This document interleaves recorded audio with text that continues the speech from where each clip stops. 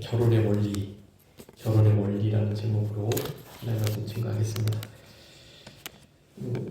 사도 바울이 고린도 교회에 있는 여러 가지 문제들, 특별히 고린도 교회는 그 은사가 풍성해서 여러 유익한 좋은 점들이 참 많은 교회였는데요.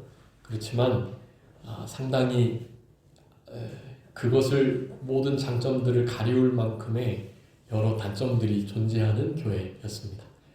오늘 본문의 말씀은 결혼에 관한 문제를 서면으로 질문한 것에 대해 답변해주고 있는 형식을 띠고 있습니다. 여기 1절에 보면 내가 쓴 문서에 대해서 말하면 이라고 말하면서 사도 바울이 고린도 전서를 쓰는 중에 서신으로 이러이러 문제는 어떻게 믿음으로 크리스찬답게 할 수 있나요? 라는 질문을 한 거예요. 그 질문은 다른 게 아니라 남자가 여자를 가까이 아니함이 좋다라는 말을 통해서 남녀가 가까이 하는 문제, 그러니까 남녀의 그냥 교제 차원의 문제가 아니라 성적 교통을 하는 면을 가리키는 것입니다. 나아가서는 이제 이것이 결혼에 관한 문제인 거예요. 고린도 지역에서는 사실 이렇게 이때 당시에 한참 유행했던 그 그노시스주의라는 게 있는데요. 그것은 영적인 것만 이렇게 혼적이고 영적인 것만 좀 거룩하고 육에 관계된 것은 다 아무것도 아닌 취급을 한 거예요. 그러니까 육체를 함부로 다뤄도 괜찮다라고 말하는 그런 이들이 많았던 때입니다. 그러니까 육체가 아무것도 아니니까 금욕해라 라고 하는 이들도 있고, 육체가 그야말로 아무것도 아니니 마음껏 육체를 써도 된다라는 주장을 하는 이들이 있는 거예요. 그러니까 영적인 것만 중요하지 우리 육에 관계된 것은 하나도 중요하지 않다. 아무렇게나 해도 된다. 결혼하지 않아야 마땅하다. 혹은 결혼은 마땅히 해야 한다. 이런 식의 좀 극단적인 주장들이 있었던 거예요. 거기다가 더불어서 성적인 문제, 그러니까 결혼하지 않고 관계를 맺는 부분에 대해서 물었던 것이 분명합니다. 그래서 답을 주고 계시는 거예요. 남자가 여자를, 여자가 남자를 가까이 아니하는 것이 맞다. 가까이 아니하는 것이 좋다. 이것은 결혼을 반대한다라는 의미가 아니고요. 합당한 결혼을 해야 한다. 그러니까 잘못된 결혼을 하면 안 된다. 그리고 결혼하기 전에 성적인 관계를 가져서는 안 된다라는 것을 아주 강력하게 말씀하는 것입니다. 심지어는 결혼의 중요한 이유 가운데 하나가 음행하는 일을 피하기 위해서 그리한 것이니, 특별히 믿는 크리스찬 안에서 사실 고린도 지역이 결코 믿음 생활하기가 쉬운 곳이 아니지만 거기서 자기를 잘 지키고 음행을 피하고 결혼을 하든 결혼을 안 하든, 혹시 이혼을 했다면 이혼을 한 상태에서 사별을 한 경우가 아닌 때에는 어찌어찌 하라는 아주 중요한 결혼, 그리고 결혼 생활의 원리들을 말씀해 주고 계시는 거예요. 이 말씀은 그냥 쭉 읽어보셔도 이해가 되시는 말씀이에요. 우리 14절 말씀은 조금 이제 약간 해석이 필요한 구절이지만 나머지 말씀들은 그냥 읽어보시면 알아요. 그리고 특별히 7장에서는 우리 사도 바울이 이것은 주의 명령은 아니다, 이런 식의 말씀도 자주 해요. 이건 내 생각에는, 내 의견에는 하고 말하는 것들이 좀 있어요. 그것은 이제 독신에 관한 부분이, 독신에 관한 부분. 우리 사도 바울이 아시는 것처럼 독신의 은사가 있어서 결혼하지 않고 주의 일만 했습니다. 이제 16절 이후부터 사실 결혼의 아주 중요한 더 원리들을 말하고 있는데요. 결국에는 우리 사도 바울이 하고 싶은 말은 나처럼 너희들도 할 수만 있다면 결혼 안 했으면 좋겠다. 그 말을 하는 거예요. 그것은 주님의 명령이 아니고 자신의 의견, 진짜 사랑하는 마음으로 이 말세지말이 돼가지고 결혼하면 너무 고난이 많으니까, 특별히 말세지말에 결혼을 통해서 어떻게 하면 하나님을 더 기쁘시게 할까라기보다는 남편, 아내, 자녀, 또 시댁, 친정, 식구들을 어떻게 위할까 이런 걱정 때문에 사실 믿음으로 살아가기가 어렵다.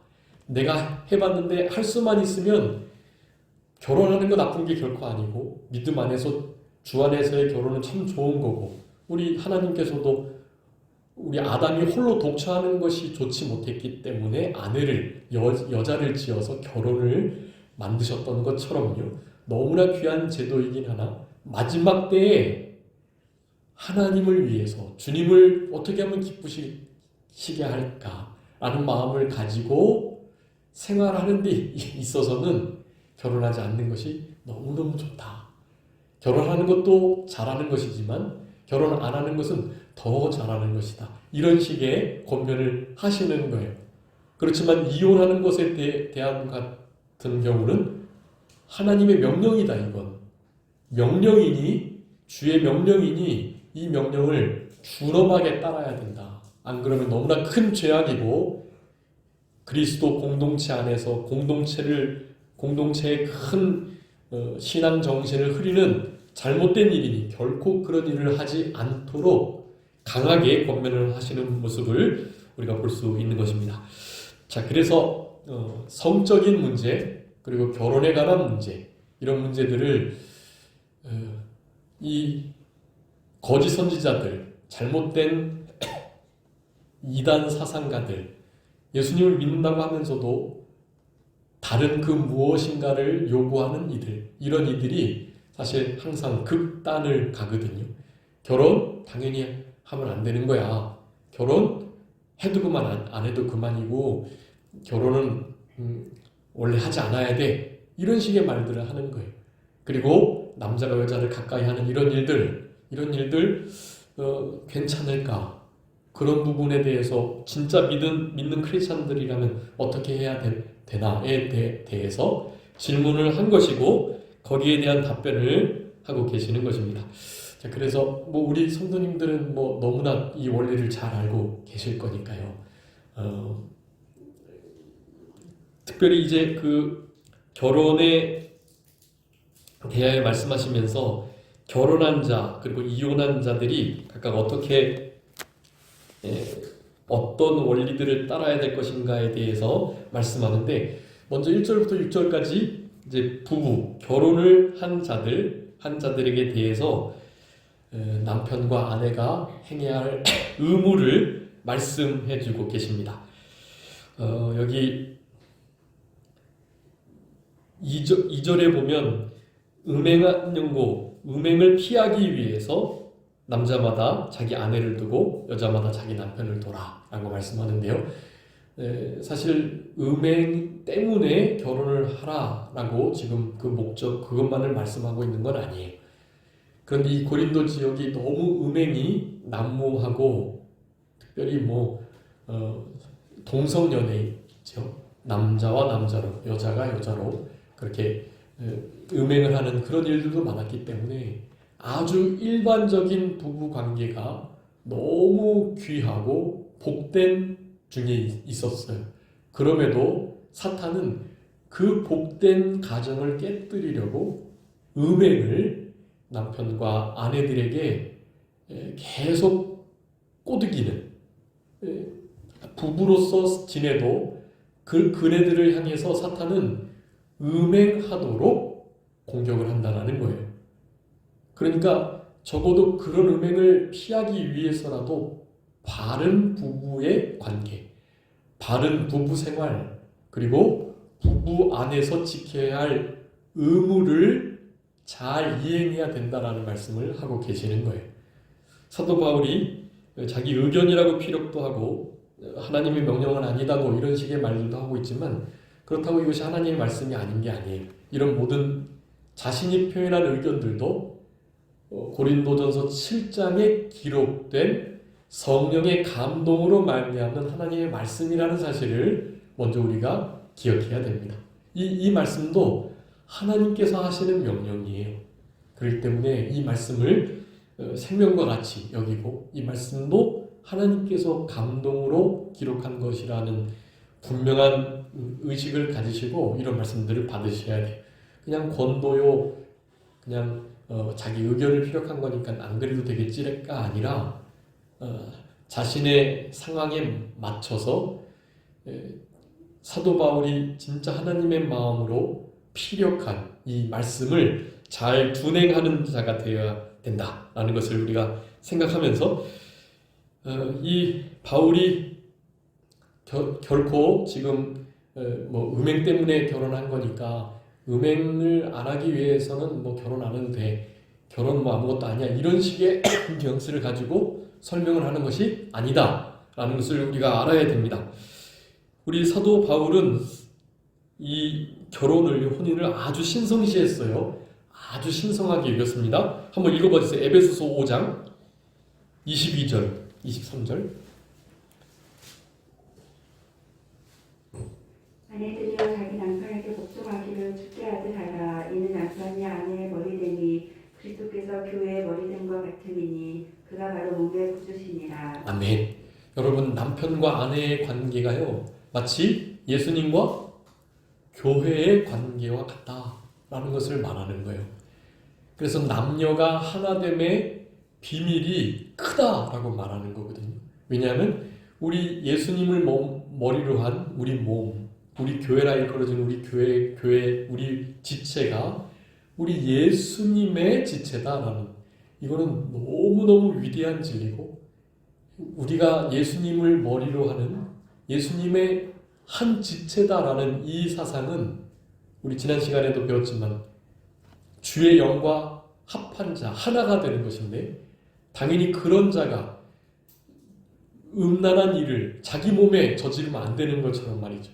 자기 몸을 창기의 지체로 만들면 안 되는 것처럼 우리는 너무나 하나님의 성령이 거하시는 거룩한 하나님의 전인 줄 알고 우리 몸을 진짜 잘 보호하고 잘 위하고 그렇게 살아가야 되는 거예요.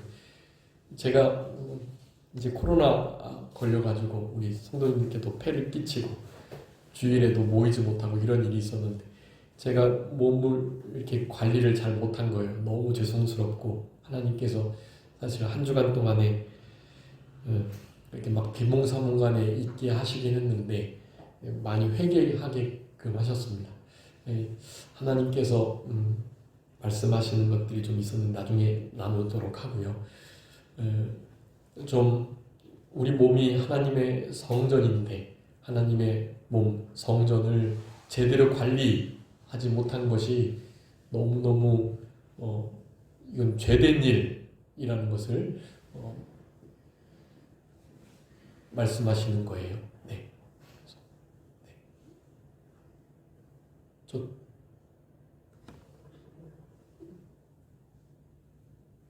돼요?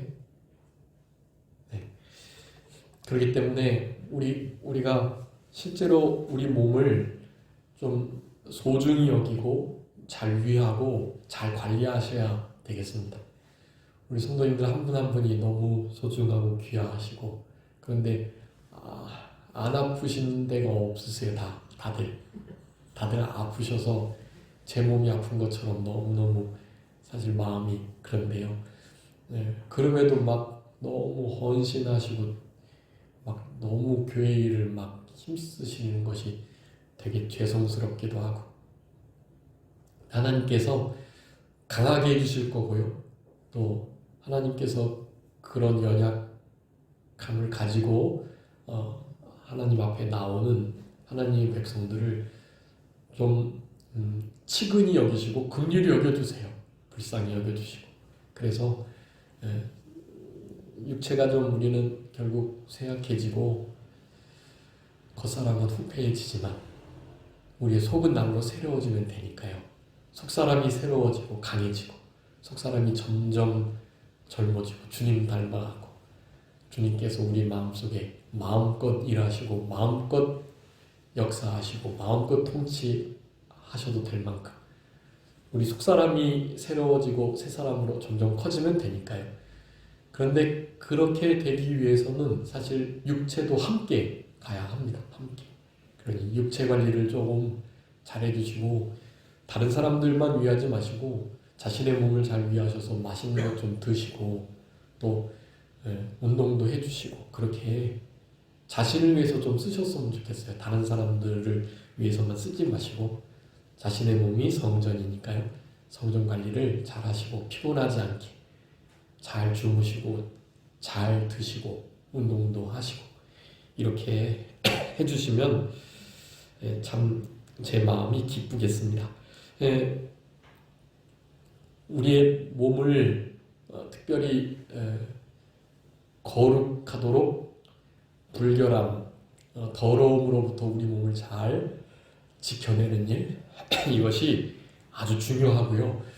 우리의 몸이 이렇게 남편과 아내로서 한 몸 된 것처럼 우리 예수 그리스도와 우리 교회, 우리 각 교회의 지체인 우리들이 한 몸을 이루었다라는 사실 이것은 정말 신비한 비밀이고 너무나 위대한 특권이고 이런 일을 우리 자녀들에게 잘 물려주어야 하고요.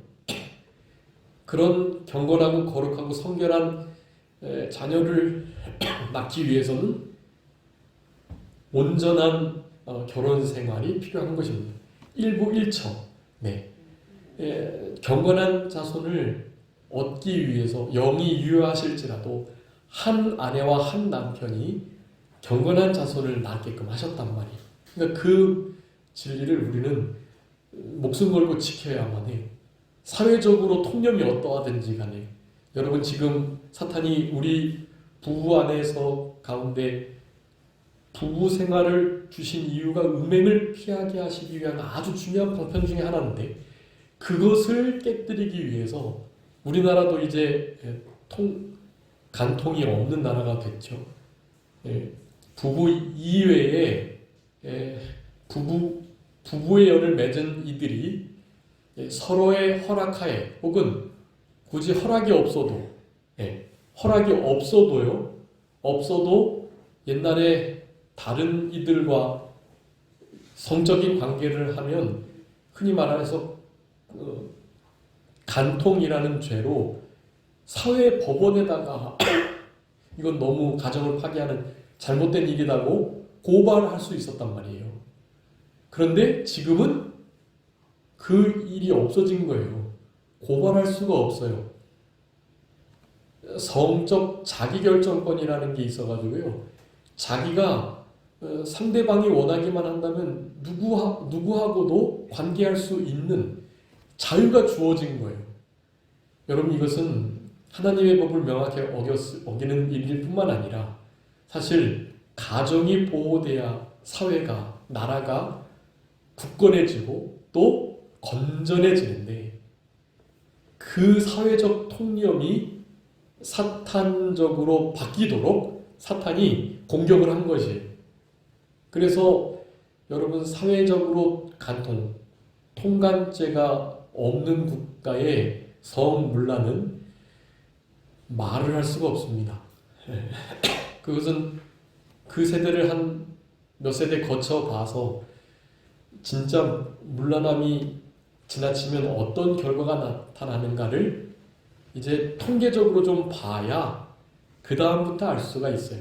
우리나라는 앞으로 한 50년은 더 지나야 이런 일이 얼마나 이제 낙태하는 것도 더 이상 죄가 아닌 것이 됐고요.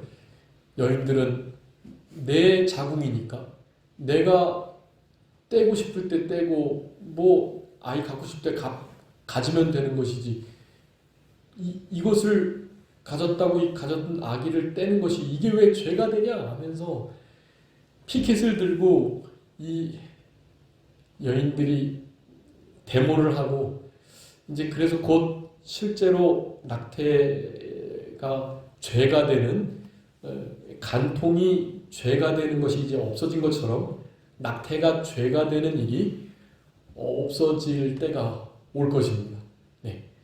여러분 이렇게 되면 생명이 경시가 되고 하나님의 창조의 원리를 아주 정면으로 부인하는, 아주 정면으로 대적하는, 정말 하나님이 기뻐하시지 않는, 하나님께서 혐오스럽게 생각하시는 그런 일들이 이제 일어나게 되는 것이, 여러분 우리는 세상의 가치관을 따라가서는 안 되고요. 이때만 해도 말하는 거예요. 여인을 남자 가까이 하는 거지, 결혼을 완전히 아무것도 아닌 것처럼 안 하는 것이, 혹은 무조건 결혼 유교적으로 해야 하는 것이 맞느냐 아니냐에 대한 질문을 하고 있는데, 이런 질문에 대한 명확한 진리와 답변을 우리가 알고 이런 진리를 우리 자녀들에게 계속해서 이어야 할 것입니다. 여러분 이게 적은 무리들이 이제 알고 또 지켜나가는 정말 작은 진리 같지만, 여러분 이런 것이요 사실 큰 물결을 바꾸게 되는 거예요. 마지막 때의 남은 자, 그루터기와 같은 우리들은요, 그렇게 거룩한 그루터기, 거룩한 시로서의 역할을 감당하려면 이런 아주 성별된 진리를 잘 지켜나가야 한다라는 것을 기억하시고요. 우리 자녀들에게 이런 성교육을 꼭 해주셔야만 해요. 자녀들에게. 이미 결혼한 자녀들에게도 계속적으로 해주셔야 돼요. 여기 이제 부부가 지내야 할 의무에 대해서 말씀합니다. 여러 가지들이 있지만 특별히 성적 의무를 다하라라는 것을 지금 아주 강력하게 말씀하고 있어요. 네. 남편은 아내는 남편을 자기의 마음대로 뜻대로 해서는 안 된다는 거예요. 네. 그러니까 이제 서로 이걸 주장하면 안 돼요. 이걸 고린도전 7장에 말씀하시지 않았냐? 여기 아내는 자기 몸 주장하지 못한다 그랬지 않느냐? 남편이 아내한테 이거 막 들이밀면서 그렇게 말씀하시면 안 돼요. 반대로 아내도 마찬가지예요. 아내도 이거 저기 써 있지 않냐고, 남편들은 아내 몸 주장하지 못하도록 돼 있지 않냐고, 이렇게 서로에 대해서 주장하면 안 돼요. 이건 어떻게 주장해? 그 주장을 정확하게 똑바로 하셔야죠. 이게 봐보세요. 여기 4절에 보면 아내는 자기 몸을 주장하지 못하게 돼 있다. 오직 그 남편이 한다. 남편도 그와 같이 자기 몸을 주장하지 못한다. 오직 그 아내가 한다. 자, 남편은 여자에게 모든 주장권이 가 있는 거예요. 남편에게도 모든 아내의 주장권이 가 있는 거란 말이에요. 그러니까 먼저 누군가가 이것을 주장하면서 너 주장할 수 없어 라고 말하면 그게 일단 잘못된 거예요. 일단 이것은 어떻게 적용해야 되냐 하면, 그래, 나는 아무런 권리가 없어. 내 아내가 혹은 내 남편이 나를 주장할 수 있어 라는 생각을 먼저 가져야 돼요. 그 마음을 누군가만 가지고 있으면 이런 부딪힘이 없어요. 그런데 이것을 자기에게 적용하지 않고 다른, 아내는 남편에게, 남편은 아내에게 향하여서 적용을 한단 말이에요. 당신은 아무런 권리가 없는데 왜 마음대로 하려고 해? 이런 식으로 말을 하면 안 되는 거예요. 이거는 나에게 권리가 없다라는 것을 먼저 생각하는 것, 그것이 이 본문의 핵심이에요. 나는 내 성적 결정권을 주장할 수 없다. 남편이 해야 한다. 혹은 아내가 해야 한다. 라고 마음을 가지셔야 하는 거예요. 그래서 그것을 이제 서로가 묻는 거죠. 예. 내 몸을 내가 주장할 수 없으니 아내에게, 남편에게 묻는 거예요. 그게 우선이에요. 먼저 물으셔야 해요. 그리고 나서 이제 보통은 남편들이 이제 직장 생활을 하고 힘드니까 사실 그런 부부 생활을 하기가 어려워지죠. 나이가 들면. 반대로 이제 아내는 남편만 보고 있으니까 점점 나이가 있을수록 또 부부 관계를 더 원하는 경우가 생겨요. 젊었을 때는 반대의 경우가 생기지만요. 그렇기 때문에 젊었을 때든 나이가 들었을 때든 이 고린도후서 7장의 말씀을 가지고 내 몸을 내가 주장하면 안 된다라는 기본적인 마음을 가지고 계셔야 돼요. 그 마음을 가지고 계시면 상대방이 어떻게 나오든 괜찮은 거예요.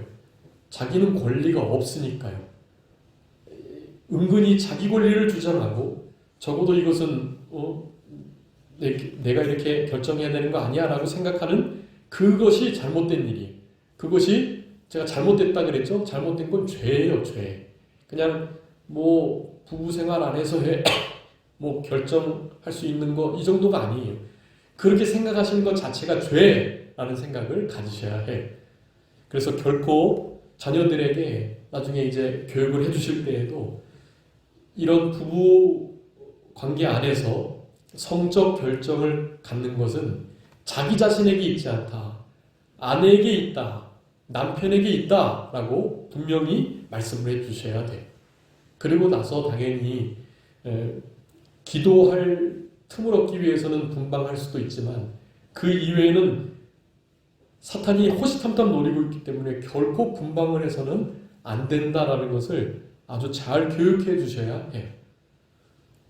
우리 집사람하고 저는 분방을 하고 있는데 제가 코를 골아가지고 집사람이 잘 숙면을 못하니까 따로 늘 자고 있는데요. 이렇게 그런 것들은 이제 합의하에 이루어질 수도 있는 거고요. 그렇지만 하여간 분방하지 않고 항상 같이 한 몸이니까 같이 행동을 해야 마귀가 틈을 타는 일을 막을 수가 있습니다. 이제 다음 세대는 더욱더 그런 것이 힘들어진 세대가 돼요. 그래서 이런 말씀들이 오래된 말씀이기 때문에 굳이 지금 결혼 생활에 적용할 수 없다. 여러분 그렇지 않아요. 성경 말씀은 하나님의 진리의 말씀이기 때문에 사실 시대와 관계없이 적용이 되는 거예요. 특별히 영적인 일에 관해서는 두말할 나위 없고요. 이런 부부의 관계 안에서의 원리도 마찬가지입니다. 이것을 꼭 말씀해 주셔야 돼요. 성적 결정권이 자기에게 없다. 아내에게, 남편에게 있다. 상대방에게 있다. 라는 마음을 가지고 그것이 전제된 상태에서 무슨 일이든지 이루어져야 한다라는 것을 우리들에게 말씀해 주고 계세요. 그러니 그런 일을 제대로 하기 위해서는 첫 번째, 정결의 의무를 다해야 돼요. 서로 다른 남자와 다른 여자에게 주목하지 않도록 해야 합니다. 결혼을 한 이들은. 그거는 진짜 너무나 중요한 일이에요. 자연스럽게 눈이 간다. 그렇지 않아요. 그거 자연스러운 일이 아니에요. 그거는.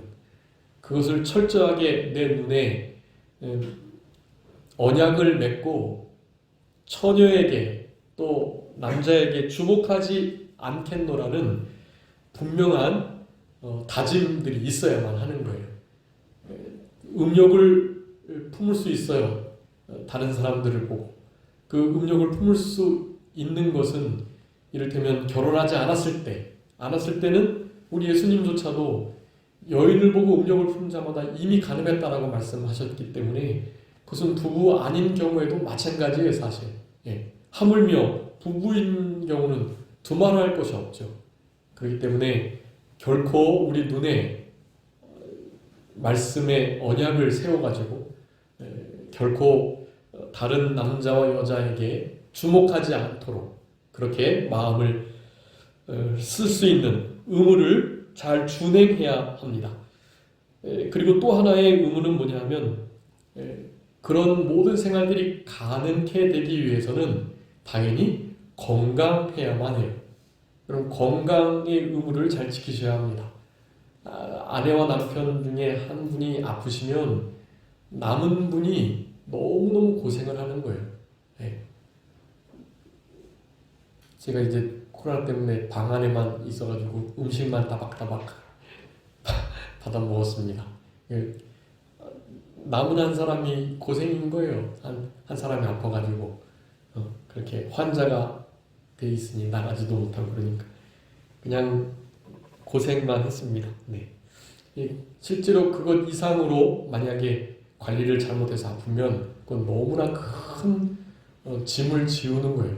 그러니까 결코 건강관리 잘하시고 또 성적 결정권을 상대방에게 넘겨주시고 경제적으로 독립할 수 있도록 도와주시고 무엇보다 자신의 마음속에 결정해서 정결의 의무를 잘 지켜낼 수 있도록 그렇게 힘쓰시는 그런 부부 생활 되어야 할 것입니다. 이 예수님께서 교회를 사랑하시듯 우리 부부들은 서로를 그렇게 사랑해야만 해요. 복종하듯 복종해야 해요. 여러분, 복종과 사랑은 같이 가는 겁니다. 남편도 아내도 같이 복종하고 같이 사랑하는 거예요. 그러면서 서로 분방하지 말라고 말씀해요. 히브리서 13장 4절에 모든 사람은 결혼을 귀히 여겨라. 침소를 더럽히지 않게 해라. 음행하는 자들과 간음하는 자들 하나님께서 심판하신다. 분명히 말씀하고 계시거든요. 히브리서를 저는 개인적으로 우리 사도 바울이 썼다고 보는데 히브리서를 사도 바울이 안 썼다고 주장하는 이들이 또 많아요. 그런데 제가 판단했을 땐 우리 사도 바울이 쓴 것이 분명합니다. 네. 어쨌든 히브리서를 사도 바울이 썼다고 한다면 히브리서 13장에 분명히 말씀해요. 오늘 고린도전서 7장에서 결코 결혼을 등한시 말하는 게 아니에요. 너무나 성스러운 일이고 큰 비밀이고 그리고 귀히 여기고 하나님께서 좋게 여기시는 일이다 라는 것을 일단은 분명히 해야 하는 것입니다. 그러면서 7절부터 9절까지 독신 생활에 대해서 말씀하는데요. 모든 사람들이 독신의 은사를 좀 가졌으면 좋겠다라는 말을 하는 거예요. 그런데 은사 각각 다르기 때문에 자, 혼인하지 아니한 자들 그리고 또 과부 이런 사람들에게 대해서는 그냥 지내는 것이 좋다라고 말해요. 그냥 지내는 것이. 그렇지만 정욕이 부릴 듯 한다면 당연히 재혼을 하고 또 결혼을 하고 하는 것이 맞다는 말씀을 하는 것입니다. 근데 재혼하는 면에 있어서 이제 10절부터 16절까지 말씀해요. 여러분, 재혼하는 것이요. 하나님이 기뻐하시는 뜻을 따라서 그러니까 그 상대방이 신앙적으로 문제가 됐을 때는 사실 이혼하고 재혼이 가능해요. 그런데 그렇지 않은 이상에는 재혼하지 않는 것이 하나님이 원하시는 뜻이에요. 만약에 다시 결혼을 한다면 이혼했던 그 당사자와 하는 게 맞아요. 그렇지 않으면 그냥 지내는 것이 좋습니다. 재혼에 대한 명확한 하나님의 뜻이에요. 이혼은요, 당연히 이혼은 안 하는 게 하나님의 뜻이죠. 그렇지만 신앙의 이유라면 이혼할 수도 있어요. 그 일이 아닌 이상에는 이혼하지 않는 것이 맞습니다. 그리고 이제 뒤쪽에 있는 말씀들은요, 11절부터 보면 그러니까 결혼을 했는데 서로 믿지 않는 상태에서 했어요. 그런데 아내나 혹은 남편이 믿게 된 경우를 말하는 거예요. 특별히 14절, 12절, 13절, 14절 이것이 불신 결혼을 지금 말하는 게 아니에요. 아내와 남편이 믿었을 경우, 그 경우를 말하는 거예요. 원래는 안 믿었는데 바로 그 경우를 말하는 것입니다. 그때는 믿는 그자가 그 아내나 남편이 사실 그리스도의 향기를 나타내고 빛과 소금의 역할을 감당하고 그 안에 성령의 감동이 있고 복음의 광채가 비춰지면 그 믿지 않는 배우자는 반드시 믿게 될 경우가 확실히 많아요. 그러니까 이혼하지 말고 잘 살라는 거예요. 신앙을 갖고 보니까 신앙이 없는 아내랑 남편이 너무너무 한심해 보이고 그런데 결혼하지 않은 아주 신앙 좋은 남자와 여자가 있고 불신 상태니까 이혼하고서 진짜 신앙 좋은 이들하고 결혼해야지. 이런 생각을 가져서는 안 된다는 말씀을 하고 있는 거예요. 그런 생각하면 안 되고 그가 나와 함께 있기를 좋아할 때 계속해서 그의 영혼을 위해서 기도하면서 그들을 건져내려고 하셔야 합니다. 물론 그들이 반대하고 너 왜 믿음을 가졌냐고 나 너 믿음 기독교인이 돼가지고 싫다라고 말한다면 그럴 때는 이혼할 수도 있다라고 말씀하는 거예요.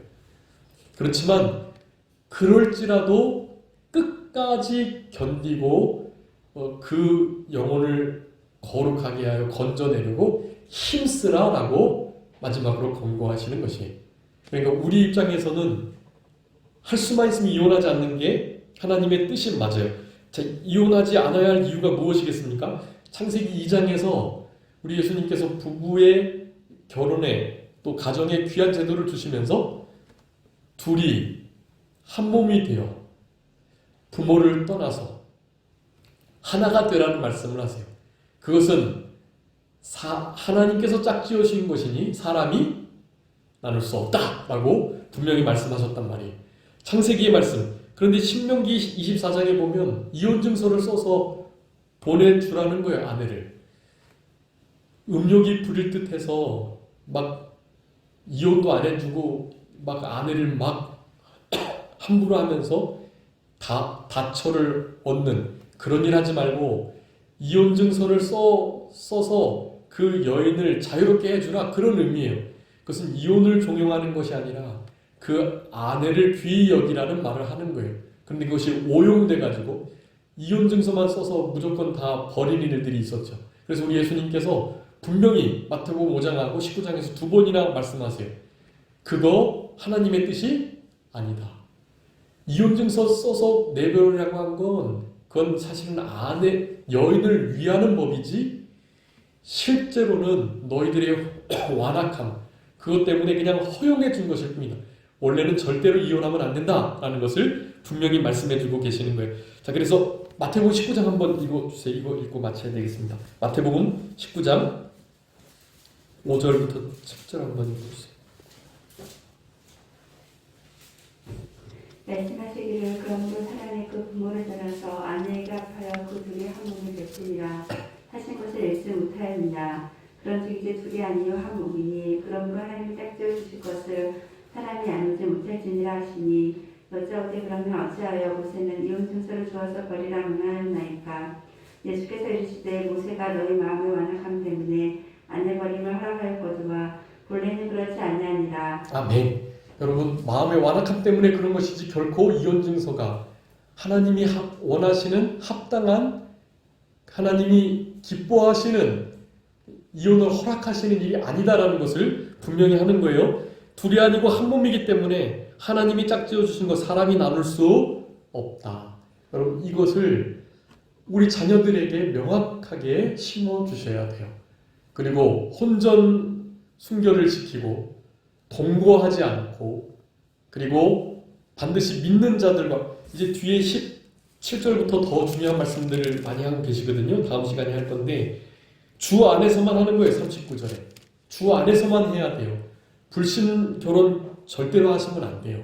하나님의 뜻이 아니에요. 그건 진짜 어쩔 수 없이 하게 되는 경우가 있어요. 그거는 십자가 지는 마음으로 해야 해요.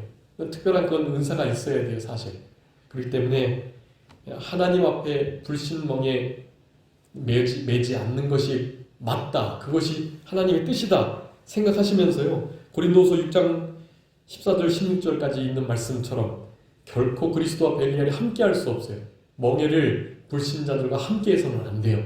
여러분 자녀들에게 반드시 교육시켜 주시고 자녀들이 불신 상대와 결혼하면 정말로 큰일이에요. 너무 괴롭고 힘들고 어려운 일이에요. 그거는 왜 결혼 생활을 그렇게 힘들게 그 영혼 구원하는 거 맞고 귀한 일이지만 그거 특별히 주신 사명이 있어요.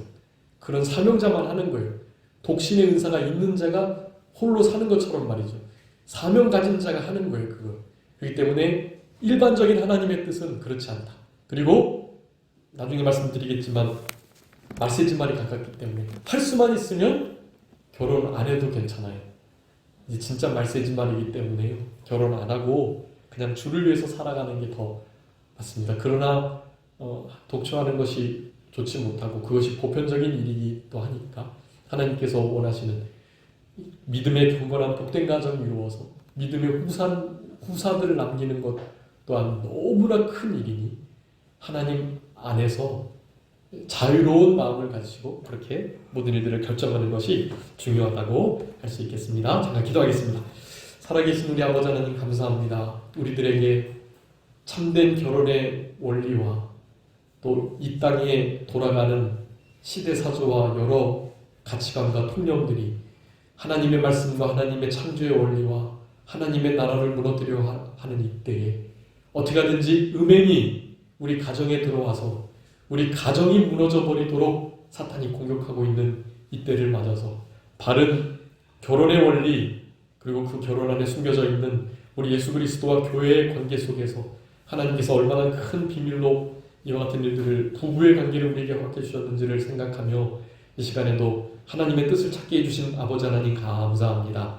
우리의 삶 속에 모든 일들을 주께 맡기고 믿음으로 하고 특별히 신앙의 유산을 우리 자녀들에게 잘 물려줄 수 있도록 바른 신앙의 원리를 정립하게 하여 주시고 이 신앙의 원리가 우리 자녀들에게 잘 유전돼서 우리 자녀들도 이 마지막 환난의 때 마지막 큰 불신앙의 때에 하나님이 기뻐하시는 자녀들로 자녀들의 가정들로 하나님께서 보호하시고 귀하게 사용하시는 역사가 있게 해주시기를 간절히 바라옵고 특별히 이 모든 일들은 바로 우리의 신랑 되신 우리의 남편이신 우리 하나님 아버지와 또 어린 양 되신 우리 예수 그리스도 우리의 신랑을 기다리는 이 일에 모든 초점을 맞춘다는 것을 기억하면서 우리 사도 바울이